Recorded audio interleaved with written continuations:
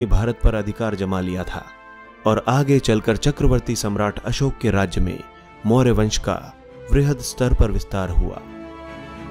सम्राट अशोक के कारण ही मौर्य साम्राज्य सबसे महान एवं शक्तिशाली बनकर विश्व भर में प्रसिद्ध हुआ।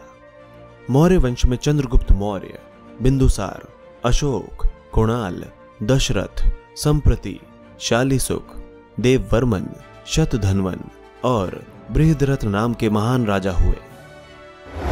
चंद्रगुप्त मौर्य और मौर्यों का मूल 325 ईसा पूर्व में उत्तर पश्चिमी भारत पर सिकंदर का शासन था। यह वो इलाका है जहां आज का संपूर्ण पाकिस्तान स्थित है।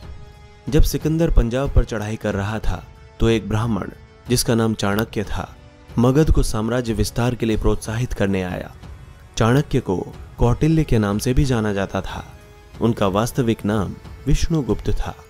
उस समय मगध एक शक्तिशाली राज्य के रूप में उभर रहा था, जो पड़ोसी राज्यों की आंखों में कांटे की तरह चुभ रहा था। उस समय मगध के सम्राट धनानंद ने चाणक्य को अपने दरबार से निकाल दिया था। उसने कहा कि तुम एक पंडित हो और अपनी चोटी का ही ध्यान रखो। युद्ध करना राजा का काम है, तुम सिर्फ भिक्षा मांगो। इस प्रकार उनको अपमानित कर नंदवंशी शासक धनानंद ने उनकी शिखा पकड़कर दरबार से बाहर निकलवा दिया था। तभी चाणक्य ने प्रतिज्ञा ली कि धनानंद को एक दिन सबक सिखाकर रहेंगे। कुछ विद्वानों का मानना है कि चंद्रगुप्त मौर्य की उत्पत्ति उनकी माता मूरा से मिली है। मूरा शब्द का संशोधित शब्द मौर्य है, यानी कि मूरा से ही मौर्य शब्द बना है। हालांकि इतिहास में यह पहली बार देखा गया कि माता के नाम से पुत्र का वंश चला हो। चंद्रगुप्त मौर्य एक शक्तिशाली शासक था। वह उसी गण प्रमुख का पुत्र था जो कि चंद्रगुप्त की बाल्यावस्था में ही एक योद्धा के रूप में मारा गया। चंद्रगुप्त में राजा बनने के स्वाभाविक गुण थे। इसी योग्यता को देखते हुए चाणक्य ने उसे अपना शिष्य बना लिया एवं एक सबल और सर्वश्रेष्ठ राष्ट्र की नींव डाली, जो आज तक एक आदर्श है। मगध पर विजय। इसके बाद चाणक्य ने भारत भर में जासूसों का एक जाल सा बिछा दिया, जिससे राजा के खिलाफ गद्दारी इत्यादि की गुप्त सूचना एकत्र की जा सके। उस समय यह एक अभूतपूर्व कदम था। पूरे राज्य में गुप्तचरों का जाल बिछाने के बाद उसने चंद्रगुप्त को यूनानी आक्रमणकारियों को मार भगाने के लिए तैयार किया। इस कार्य में उसे गुप्तचरों के विस्तृत जाल से बहुत मदद मिली। मगध के आक्रमण में चाणक्य ने मगध में गृह युद्ध को उकसाया।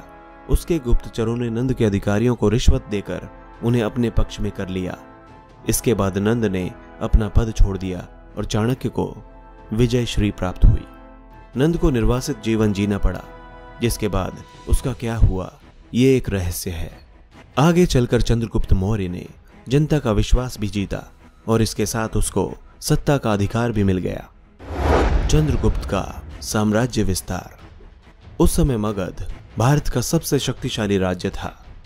मगध पर कब्जा होने के बाद चंद्रगुप्त सत्ता के केंद्र पर काबिज हो चुका था। चंद्रगुप्त ने पश्चिमी तथा दक्षिणी भारत पर विजय अभियान आरंभ कर दिया। इसकी जानकारी अप्रत्यक्ष साक्ष्यों से मिलती है। रुद्रदामन के जूनागढ़ शिलालेख में लिखा है कि सिंचाई के लिए सुदर्शन झील पर एक बांध पुष्यगुप्त द्वारा बनाया गया था। पुष्यगुप्त उस समय अशोक का प्रांतीय राज्यपाल था।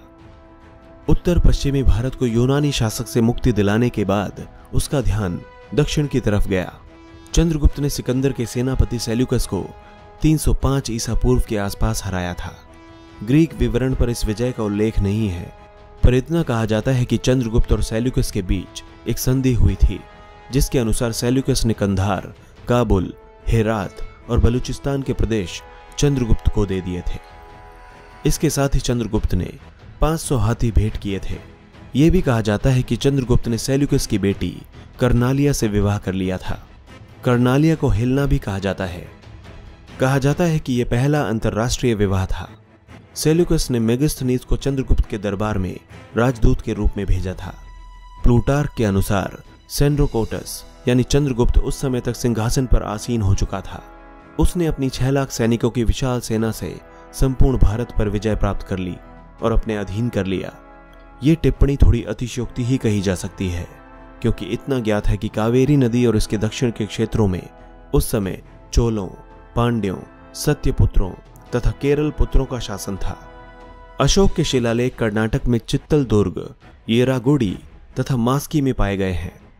उसके शिलालिखित धर्मोपदेश प्रथम तथा त्रयोदश में उनके पड़ोसी चोल, पांड्य तथा अन्य राज्यों का वर्णन मिलता है। चूंकि ऐसी कोई जानकारी नहीं मिलती कि अशोक या उसके पिता बिंदुसार ने दक्षिण में कोई युद्ध लड़ा हो और उसमें विजय प्राप्त की हो, अतः ऐसा माना जाता है कि उन पर चंद्रगुप्त ने ही विजय प्राप्त की थी। बिंदुसार। चंद्रगुप्त के बाद उसका पुत्र बिंदुसार सत्तारूढ़ हुआ, पर उसके बारे में अधिक जानकारी प्राप्त नहीं है। दक्षिण की ओर साम्राज्य विस्तार का श्रेय आमतौर पर बिंदुसार को ही दिया जाता है, हालांकि उसके विजय अभियान का कोई साक्ष्य नहीं है। जैन परंपरा के अनुसार उसकी मां का नाम दुर्धर था और पुराणों में वर्णित बिंदुसार ने 25 वर्षों तक शासन किया था। उसे अमित्र घात यानी दुश्मनों का संहार करने वाला की उपाधि भी दी गई थी, जिसे यूनानी ग्रंथों में अमित्रोकेडीज का नाम दिया जाता है। बिंदुसार आजीवक धर्म को मानता था। उसने एक यूनानी शासक एंटियोकस प्रथम से सूखी अंजीर, मीठी शराब व एक दार्शनिक की मांग की थी। उसे अंजीर व शराब दी गई, किंतु दार्शनिक देने से इनकार कर दिया गया। चक्रवर्ती सम्राट अशोक। सम्राट अशोक भारत के ही नहीं बल्कि विश्व के इतिहास के सबसे महान शासकों में से एक हैं। साम्राज्य के विस्तार के अतिरिक्त प्रशासन तथा धार्मिक सहिष्णुता के क्षेत्र में उनका नाम अकबर जैसे महान शासकों के साथ लिया जाता है। हालांकि वे अकबर से बहुत शक्तिशाली एवं महान सम्राट रहे हैं। कई विद्वान तो सम्राट अशोक को विश्व इतिहास के सबसे सफलतम शासक भी मानते हैं। अपने राजकुमार के दिनों में उन्होंने उज्जैन तथा तक्षशिला के विद्रोहों को दबा दिया था, पर कलिंग की लड़ाई उनके जीवन में एक निर्णायक मोड़ साबित हुई। उनका मन युद्ध में नरसंहार से ग्लानि से भर गया। उन्होंने बौद्ध धर्म अपना लिया तथा उसके प्रचार के लिए बहुत कार्य किए। सम्राट अशोक को बौद्ध धर्म में उपगुप्त ने दीक्षित किया था। उन्होंने देवानाम प्रिय और प्रियदर्शी जैसी उपाधि धारण की। सम्राट अशोक के शिलालेख तथा शिलाओं पर उत्कीर्ण उपदेश भारतीय उपमहाद्वीप में जगह जगह पाए गए हैं।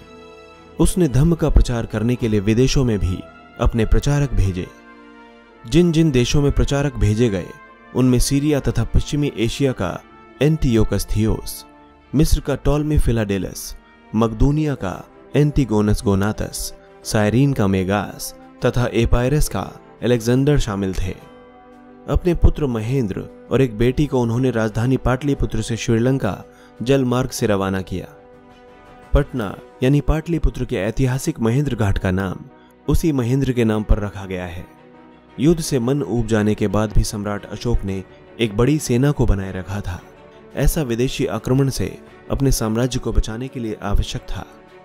दोस्तों, अगले भाग में हम मौर्य साम्राज्य के कुछ महत्वपूर्ण पहलुओं पर बात करेंगे, जैसे प्रशासन, आर्थिक स्थिति, धार्मिक स्थिति, सैन्य व्यवस्था और मौर्य साम्राज्य का पतन। तो इन सभी पहलुओं को जानने के लिए जरूर देखें मौर्य साम्राज्य का अगला भाग। दोस्तों, इसी तरह की इंटरेस्टिंग और इन्फॉर्मेटिव वीडियोस देखने के लिए हमारे चैनल हिस्टोरिक हिंदी को आज ही सब्सक्राइब करें और बेल आइकन को दबाना ना भूलें।